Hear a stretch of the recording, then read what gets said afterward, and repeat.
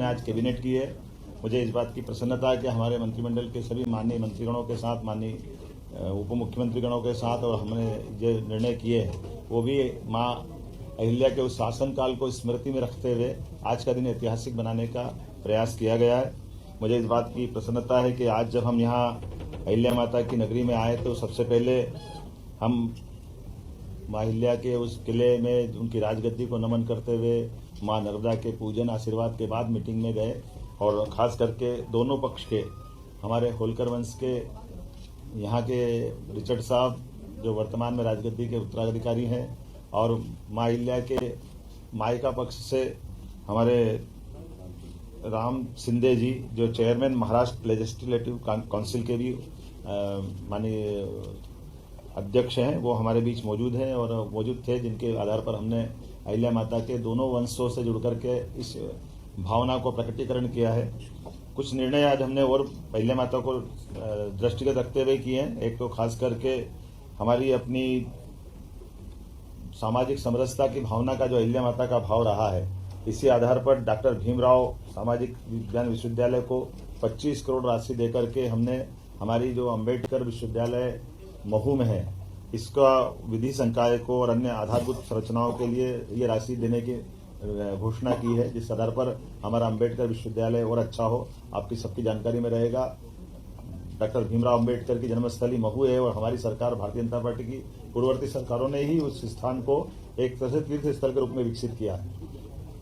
लेकिन उसके साथ साथ वहां के विश्वविद्यालय का भी अंबेडकर जी का चूंकि शिक्षा में बड़ा योगदान है, और आज हमने निर्णय किया कि लॉ में भी उनकी बड़ी भूमिका है, तो विधि संकाय के साथ उसको एक्सीलेंस, सेंटर ऑफ एक्सीलेंस के नाते से भी विकसित किया जाए, इस दिशा में हमने आज निर्णय किया है। कुछ निर्णय और भी किए हैं, जैसे एक निर्णय हमने किया है कि विशेष परिस्थितियों में माननीय मंत्रीगण भी ट्रांसफर कर सकेंगे। इस विषय को आज हमने कंप्लीट किया है। हमारे खास करके विधिवत तो ट्रांसफर पॉलिसी बाद में आएगी, लेकिन इसमें विस्तारित रूप से करने के पहले हमारे माननीय मंत्रीगण अपने विभागों के अंदर सुव्यवस्था स्थापित करने के लिए इस पे काम कर सके। माँ अहिल्या की जब बात कर रहे हैं तो कल्याणी विवाह को भी प्रोत्साहन देने का निर्णय किया है।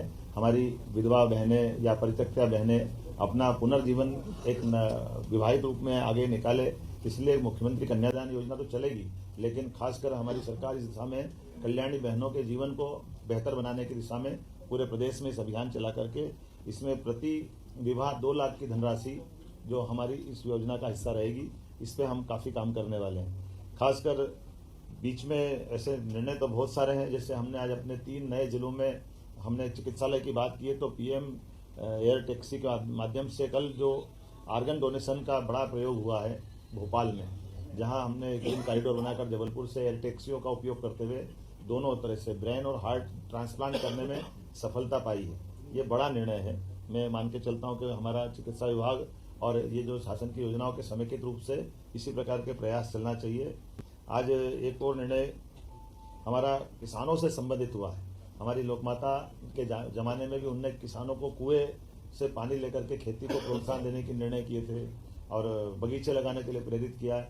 हमारी सरकार ने भी निर्णय किया कि हमारे अपने किसान जो अस्थायी विद्युत पंप के लिए अभी हम पे निर्भर रहते हैं, ऐसे लगभग 2 लाख किसानों को 3 हार्स पावर से लगा करके 7.5 हार्स पावर तक 10% की राशि वो देंगे, तो उसको पूरा पंप हमारी तरफ से दिया जाएगा। एक तरह से बिजली फ्री हो जाएगी। ये बहुत बड़ा निर्णय है, जिसके आधार पर किसानों को अपने लिए खुद के सोलर पंप के माध्यम से उनको बिजली की उपलब्धता उन पे आत्मनिर्भर बनाएगी। जो किसान या अन्नदाता ऊर्जादाता बने, इस भाव के आधार पर आगे जाकर के हम अपने 30 लाख बाकी स्थायी कनेक्शन वाले हैं उनको भी पॉलिसी बना के आगे की समय डिक्लेयर करेंगे, लेकिन अभी अस्थायी पंप धारकों को ये बड़ी मदद देने का आज निर्णय किया है। मैं उम्मीद करता हूँ इसी के साथ साथ जो एक बड़ा निर्णय हुआ है मंत्रिपरिषद के माननीय मंत्रीगणों के बीच में, कि हमारे बीच में ये जो कल डॉक्टर भीमराव अंबेडकर सेतु की जो सौगात भोपाल में दी है, इसके बाद 180 करोड़ की लागत से एक नया सेतु और भोपाल के लिए मंजूर किया गया है, जिसके आधार पर भोपाल की जो खासकर अपने आवागमन के लिए यातायात की दृष्टि से वो बावड़िया भाऊ है ना, बावड़िया भाऊ क्या बोलते हैं, बावड़िया कला, ये हमारी श्रीमती कृष्णा गौड़ जी की विधानसभा के पास का हिस्सा है, लेकिन यातायात की दृष्टि से इसका बड़ा एक लाभ मिलेगा। तो कुल मिलाकर के जब ग्लोबल इन्वेस्टर समिट हम कर रहे हैं भोपाल में, तो भोपाल की होने वाली ग्लोबल इन्वेस्टर समिट का भी प्रेजेंटेशन, पावर प्रेजेंटेशन के माध्यम से पूरा माननीय मंत्रीगणों के सामने CS और PS ने रखा है। जब हमारे प्रधानमंत्री 24 तारीख को पधार रहे हैं तो 24 और 25 की होने वाली ग्लोबल इन्वेस्टर समिट में वो कैसे सफल हो, सब विभागों का तालमेल कैसे हो, हमारा राज्य लाभान्वित कैसे हो, ऐसे अलग अलग प्रकार की और 25 से ज़्यादा नीतियों को भी ला करके हमने आज कैबिनेट में 2 नीतियों से शुरुआत की। हर विभाग की सुगमता के साथ व्यापार व्यवसाय में बढ़ावा देने वाली और कुल मिलाकर के राज्य की अनुकूलता से बाकी लोग लाभान्वित कैसे हो और राज्य भी लाभ कैसे उठाए, इस दिशा में हमने बड़ा निर्णय किया है। आज ये गेमिंग से लेकर के एक और खास करके हाँ, और आखिरी एक बड़ी जिसके आपको सबको इंतजार है, हमने तय किया कि धीरे धीरे करके राज्य से आगे जा करके शराबबंदी की तरफ राज्य बढ़े। उस सिलसिले में हमने नीतिगत निर्णय लिया कि पहले चरण में जो 17 हमारे अलग अलग प्रकार के नगर हैं, उन नगर से नगर पालिका, नगर परिषद, नगर पंचायत, इनके अंदर शराब की दुकानें बंद कराएंगे और इन दुकानों को दूसरी जगह शिफ्ट भी नहीं करेंगे। ये हमेशा के लिए बंद कराने का इसमें निर्णय किया है। इसमें 17 धार्मिक नगरों में से 1 नगर निगम है, 6 नगर पालिका है, 6 नगर परिषद है, 6 ग्राम पंचायत है।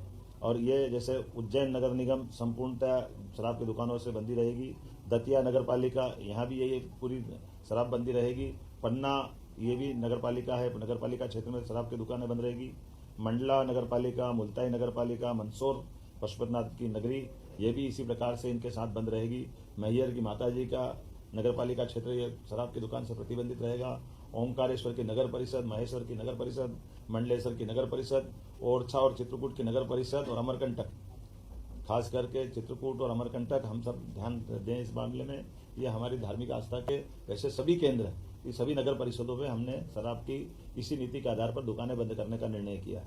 हमारी नगर परिषद के बाद ग्राम पंचायत सलकनपुर, जहाँ सलकनपुर माता का मंदिर है, इस पंचायत से भी शराब की दुकानें बंद कराएंगे। बरमान कला ग्राम पंचायत, लिंगा ग्राम पंचायत, बरमान खुर्द ग्राम पंचायत, कुंडलपुर ग्राम पंचायत और बांदकपुर ग्राम पंचायत, ये ग्राम पंचायतों से भी हम शराब की दुकानें बंद करेंगे। आपकी जानकारी में रहे कि मां नर्मदा के तट के दोनों तरफ के 5 किलोमीटर के दायरे में शराबबंदी की जो पूर्वत पॉलिसी है, उस पॉलिसी को भी हम जारी रखेंगे। इस पॉलिसी में कोई बदलाव नहीं आएगा। कुल मिलाकर के प्रदेश भर से जो मैंने आपके बारे में बताने का प्रयास किया है कि हम ये शराबबंदी का हिस्सा चलेंगे। एक मुख्य कारण यहाँ की बैठक करने का और भी था, कैबिनेट की बैठक का, जो नारी सशक्तिकरण की दिशा में हमारे यशस्वी प्रधानमंत्री की जो भावना है, गरीब, महिला, किसान और युवा, ऐसे में युवा और किसान की पॉलिसियां हमने मिशन मोड में पिछली कैबिनेट में लाए थे। आज ये नारी सशक्तिकरण की दिशा में हमारे कैबिनेट का पहला ही एजेंडा था, जब हम अपनी बहनों की जिंदगी में बेहतर से बेहतर सरकार क्या मदद कर सकती है और स्त्री सशक्तिकरण का ये सबसे सक्षम उदाहरण राज्य बने। इस दिशा में हमने आज खासकर महिलाओं की सामाजिक आर्थिक विकास के उद्देश्य के लिए विमेन लीड डेवलपमेंट प्रयास के आधार पर हमने ये पूरा योजना बनाई है, जिसमें शिक्षा, स्वास्थ्य, पोषण, आर्थिक विकास और सुरक्षा, साथ ही साथ महिलाओं और बालिकाओं की विभिन्न सरकारी सेवाओं में पहुंच निश्चित हो, महिलाओं के आर्थिक स्वावलंबन, समाज में आर्थिक भागीदारी बढ़ाने के एकीकृत प्रयास करना, समाज में महिला और बालिका की सकारात्मक व्यवहार हेतु परिवर्तन, पुरुष संवेदनशीलता बढ़ाना, ये ऐसे कई प्रकार के कामों के साथ हमने मिशन मोड में चलने का प्रयास किया है, जिसमें मिशन के प्रमुख लक्ष्य में जन्म के समय लिंगानुपात 5 अंक प्रति 1000 की वृद्धि में वृद्धि करना, बालिकाओं की 10 और उससे अधिक वर्षों की स्कूली शिक्षा में 5% की वृद्धि करना, मातृ मृत्यु दर में 10 अंकों की कमी लाना, महिलाओं के विरुद्ध अपराध में 5 अंक की कमी लाना, बाल विवाह में 5% की कमी लाना, महिला श्रम भागीदारी 3% की कमी कराना लाना और मिशन के प्रमुख घटक में स्वास्थ्य और पोषण, शिक्षा और जीवन कौशल, आर्थिक स्वावलंबन, सुरक्षा और संरक्षण, संवाद से व्यवहार परिवर्तन इत्यादि कई प्रकार के ये मिशन मोड के प्रमुख घटक हैं। उम्मीद करेंगे नारी सशक्तिकरण की दिशा में यशस्वी प्रधानमंत्री श्रीमान नरेंद्र मोदी जी की भावना के अनुसार मध्य प्रदेश अपने बहनों की जिंदगी को बेहतर करने के लिए योग्य भूमिका निभाएगा।